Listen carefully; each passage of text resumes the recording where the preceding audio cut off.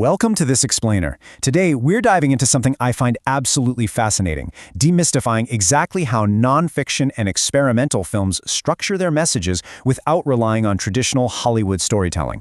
If you've ever watched a film that completely ignored the standard three-act script and caught yourself wondering, wait, how is this actually keeping my attention? Well, you are exactly in the right place. Okay, let's dive right in with the question that might just challenge some of your baseline assumptions. If a documentary is staged, is it still true? It's a pretty provocative thought, right? Take Dziga Vertov's famous film, Man with the Movie Camera. The cameraman we see on screen is very clearly performing his actions for Vertov's camera. The event is intentionally manipulated. So does that ruin its reliability? Interestingly, the answer from both filmmakers and critics is usually no, provided that the staging actually serves the larger purpose of presenting factual information. So, here's our roadmap for today. First up, the illusion of truth. Then, we'll look at structuring reality. After that, we're breaking the rules. And finally, we'll wrap up with abstract and associational forms. All right, part 1, the illusion of truth, factual boundaries.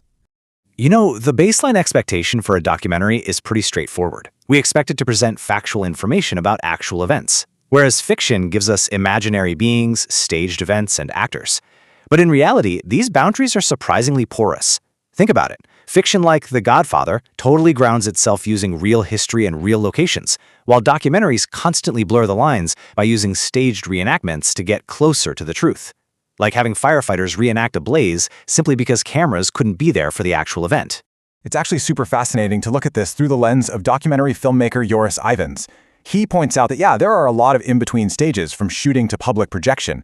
While the effect of a shot can absolutely be manipulated in the editing bay, the basic, factual content fundamentally has to exist in the shot to begin with. This really highlights that both viewers and filmmakers regard a certain level of staging as completely legitimate, just as long as it authentically serves that presentation of facts. Now, documentaries obviously come in a bunch of different flavors. We've got compilation films, built entirely from archival footage, interview or talking heads docs, direct cinema, which captures events on the fly with minimal interference, nature documentaries, and portrait films that focus intensely on a single compelling person. But what's really crucial to understand here is that many modern nonfiction explainers are what we call synthetic. They mix all these forms together. They might use archival footage, then cut to an interview, and then show some on-the-fly direct cinema, all to paint a complete, cohesive picture. Moving right along to Section 2, Structuring Reality, Organizing Facts. So how do filmmakers actually organize all this nonfiction material when they don't have a traditional scripted narrative to lean on? Well, one go-to method is categorical form. This is just organizing film content by grouping information into scientific, practical, or ideological categories and subcategories. It could be super scientific, like classifying butterfly species, or it could be wonderfully practical. A fantastic example of this is Les Blank's documentary Gap-Toothed Women. Blank uses this incredibly simple, highly specific categorical structure, literally focusing just on women who have a gap between their front teeth, to explore a quirky subject that ends up revealing some surprisingly deep truths. And this brilliantly illustrates how a simple categorical structure builds a really compelling emotional journey. First, the physical gap is introduced as this quirky, personal signature. Then the film explores historical and cultural myths surrounding it. Next, it contrasts those myths with modern Western beauty stigmas, showing how magazines constantly demand perfection. Finally, the film wraps up with larger themes of creativity and life acceptance. By organizing his interviews categorically, Blank transforms a simple physical trait into a profound mini-narrative on societal beauty standards. But hey, what if a filmmaker doesn't just want to explore a category? What if they actively want to persuade you? That's where rhetorical form comes in. Think of it as the persuasive sibling to categorical form. Here, the filmmaker is openly advocating for a specific opinion or pitching a solution to a problem, directly aiming to change your intellectual conviction or even provoke you into action. These rhetorical films generally rely on a triad of arguments. First up, you have source-centered arguments, which use authoritative experts or reliable narrators. Second, subject-centered arguments that rely on evidence and logical assumptions. And third, viewer-centered arguments that tap directly into your emotions, like patriotism or empathy. It's worth noting that political documentaries across the entire spectrum often impartially rely on this exact triad to sway an audience, doing so without necessarily needing to prove absolute, rigorous scientific truth. So the crucial point is how these arguments actually function on screen. Take this famous line from Perry Lorenz's 1937 government-sponsored film The River, which advocated for the Tennessee Valley Authority. And poor land makes poor people. Poor people make poor land. This right here is a perfect example of an enthemy. It sounds incredibly reasonable and emotionally appealing, doesn't it? But logically, it masks a lack of strict proof. Did the poor people make the land poor, or did wealthy plantation owners ruin the soil? The film deliberately doesn't ask. It uses this widespread, emotionally appealing assumption to seamlessly move the audience from a recognized problem to a very specific political solution. All right, let's switch gears for Section 3, Breaking the Rules, Experimental Cinema. Now we are stepping into an entirely different playground. Experimental film is where filmmakers just completely tinker with the medium itself. We're talking scavenged found footage, mathematically planned rapid frames, and a total rejection of mainstream storytelling. They aren't trying to document reality, and they certainly aren't trying to tell a fictional story. They are actively challenging what a movie can even be at its most fundamental, physical level.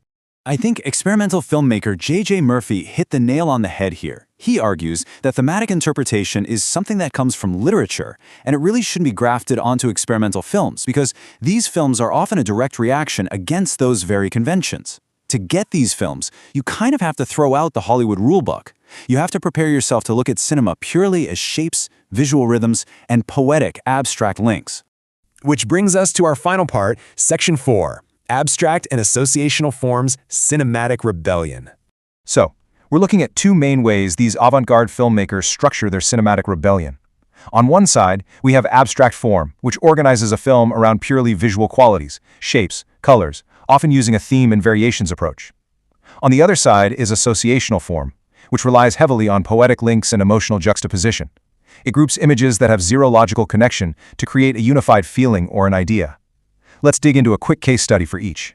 Let's start with abstract form. As I mentioned, this is all about organizing a film entirely around visual and sonic qualities, colors, shapes, sizes, movements. Think of it kind of like a piece of music that establishes a core melody and then just plays wild variations of it. And here's the really cool secret. An abstract film doesn't have to be just animated shapes.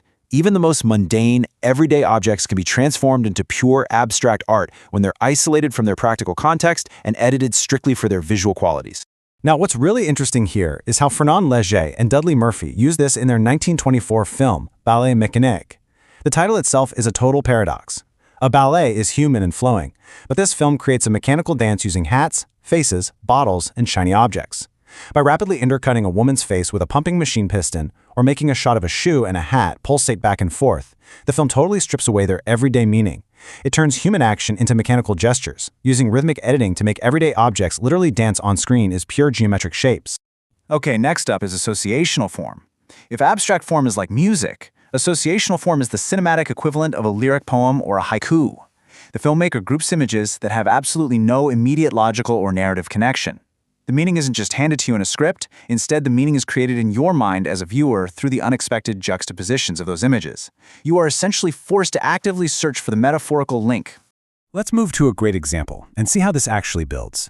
Take Bruce Conner's brilliant 1958 film, literally just called A Movie. Conner uses scavenged newsreels to string together imagery in a way that creates these really profound associations. He starts off with racing animals and vehicles, elephants, cavalry, trains, all just rushing forward. It feels funny and super energetic. Then, he transitions to tightropes and dirigibles, introducing this underlying theme of precarious balance and danger. Finally, it just escalates. The rushing motion turns into crashing race cars, apocalyptic warfare, and total destruction. Through sheer associational editing and a dramatic musical score, Conner manages to escalate a funny rush of motion into a frightening emotional vision of global disaster. Well, we have covered some incredible ground today, moving all the way from the factual boundaries of documentaries through the persuasive power of rhetoric, right to the abstract edges of the avant-garde. So I want to leave you with this somewhat provocative question. Next time you watch a film, ask yourself, is it just telling you a story, or is it actually rewiring how you see the world? Thank you so much for joining me on this explainer, and I really hope you can apply these concepts to your own media consumption going forward.